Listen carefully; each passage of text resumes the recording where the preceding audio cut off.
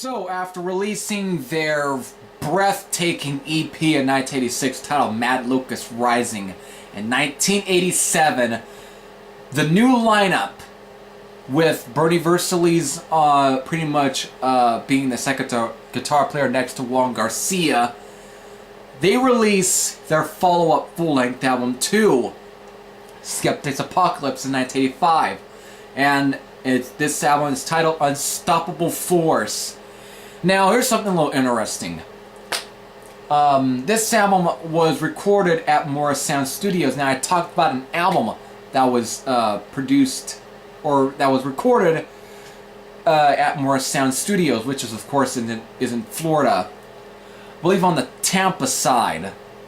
I probably am incorrect on that. I don't know. So, which was, of course, with Sabotage. They recorded both Sirens and The Desert of Calling, which recorded at the same time. Were both recorded at Morris Sound Studios. However, they were also share the same producer, because Unstoppable Force was produced by Dan Johnson, who, of course, produced Sabotage's,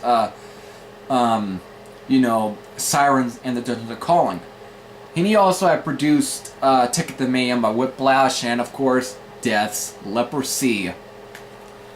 Here, he gives the band definitely a treatment. Now, when I first listened to this album like a month ago,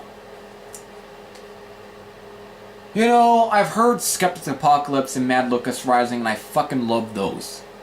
And I've seen a lot, and I never listened to this album because of, even though I've always wanted to check out Unstoppable Force because of hearing very much good things. I've heard a lot of people say that this is pretty much their best album. Now, I know that this sounds like I might be dragging on, kind of like saying that this album didn't do a whole lot for me, which is, of course, is kind of true. Because at first, when I heard this album, at times it was clicking, but then as the album progressed, it seemed like it wasn't clicking. Because this is a bit of a different album. This isn't really the breathtaking speed of tracks such as Mad Locust Rising or The Day at Guyana, which was, of course, Let It Be Done. The Day at Guyana, if I screwed that. Or Agents of Steel, Bleed for the Gods, or Evil Eyes, Evil Minds. It wasn't really that breathtaking speed all the way through for this album. It's got some speedy tracks, such as the title track, Never Surrender, Indestructive, Rager, Nothing Left. You still had even some of the parts, of course, a re-recorded version of The Day at Guyana, but it's a full version of The Day at Guyana, which I will speak more about that later on within this review. But I gave this a second listen as well by that time, and a third listen, and for some reason it just wasn't clicking. So over time I just waited until I did this review listening to this last night, just to kind of so I can have a fresh take. And by the time I listened to this the fourth time, it clicked with me. Maybe I was in the right mood, but this is an album that takes quite a bit of listens to. This isn't an album that you have to listen to one time in order to get into it. And well, with each album, it's going to be like that, but for some reason this is an album that actually needs to be listened to quite a bit in order to really absorb this album. This is definitely a different, and it has to probably be due to 3 tracks on this album, which is Chosen to Stay, Still Searching, and Traveler. Now, Chosen to Stay, the way this song starts off is so different than any other song they have recorded prior to this. This is the most, to some people, would be odd, but yet it seems to kind of fit also for singer John Cyriis. The way this song starts off is very ballady, but yet it's not too much like a ballad. This is kind of like the band's, kind of like, with Gods of Wrath. or fuck. Beyond the Realms of Death, or The Lady Wore Black by Queensryche, which, of course, this does have a bit of a Queensryche feeling. Now, John Cyriis has definitely been compared to, Jeff Tate.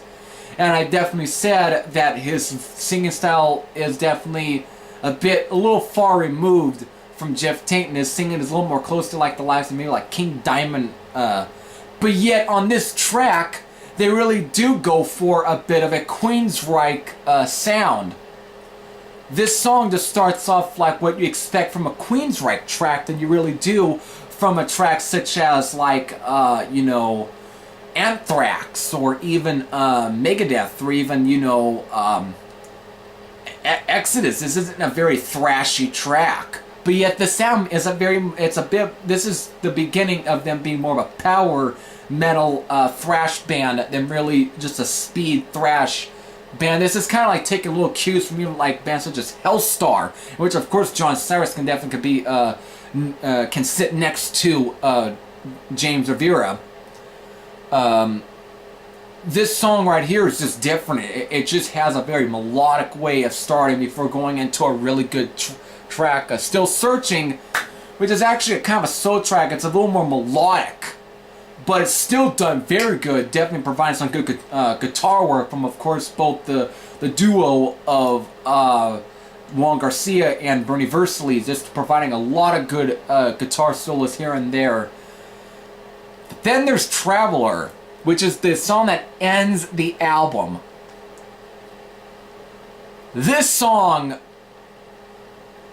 if I had just said that Chosen to Stay was starting off as a ballad, but yet turns into like a bit of a rocker, this track is pretty much a ballad. This is a ballad. This is something very Queensryche sounding. Again, something how Chosen to Stay. It's like the beginning of Chosen to Stay, but just more longer. It's more progressed from into a full-on track. Well, there's some great guitar work as well, like guitar solos from Juan Garcia and even Bernie Versailles. It's a more of an emotional track, and this sound is very much like pretty much a band going through the emotions through each track. You got thrashers, which are pretty much kind of shows off the band's aggressive side. You got their melodic side, kind of showing off that they definitely got some variety. Then you got their somber tracks, which is, of course, the beginning parts of Chosen to Stay, and of course, the song Traveler, which I'm talking about. This is just very much a somber track that just shows John Cyriis' range, his feeling. This is just a fucking great track. But of course, we do need to talk about one last song, and that is, of course, The Day at Guyana, which was the last part that ended Let It Be Done off of the Mad Locust Rising. But here, it's into a full-long instrumental. But this is a fucking great instrumental. This is a progressive song. Goes from the slow, crushing part that pretty much, and even the way the song starts is kind of like continuing where that track left off the Mad Locust Rising EP. Very much it was a good idea, but yet when the song progresses, it turns into a real fast track that it goes back into a crushing song, into some melodic parts and also such as that. This is a progressive track, but a very addictive progressive track. This is pretty much awe-inspiring. The leads from both Juan Garcia and Bernie Versailles and the drum of Chuck Profis. This band is in fucking shape. What a song. And even though I liked this track when I first heard it around, but overall, this is a fucking great album. I think by the fourth listen, I finally understand why this album gets a lot of praise. This is a really good album. Probably, this is definitely a band kind of proving that they're just more than just a raw, in-your-face thrash band. This is kind of the band that really just wants to show that they're definitely more capable of writing very emotional tracks, more tracks that definitely can appeal to even metalheads that are really looking for something that can be played on, you know, when they're going through the emotions, through the time. And of course, by the time Metallica had released Ride the Lightning and such as that, it's just that Agent Steel were able to take those melodic parts of what Metallica were kind of taking, but also take the very power metal stuff that was being done at the time of Sabotage, or Fate's Warning, or Hellstar, or Attacker, or even Vicious Rumors, even some other bands. I can just go on about that. It's like they're just taking what was at the time you would consider power metal, but then they're taking the thrashier stuff of even like Megadeth and Anthrax, Exodus, but also combining the real melodic stuff that Metallica was doing, or Queensryche, or so forth, and just combining it into one album that just is done very damn impressive. This is just a really good album, and I probably went on and on for this album because of this is pretty much how it took me to kind of get into this album. It's not a very easy album to get into from the first start. You have to play this album quite a bit in order to really absorb the album. It's just, you really have to give it a few more listens to actually really understand for why this album gets a lot of, praise.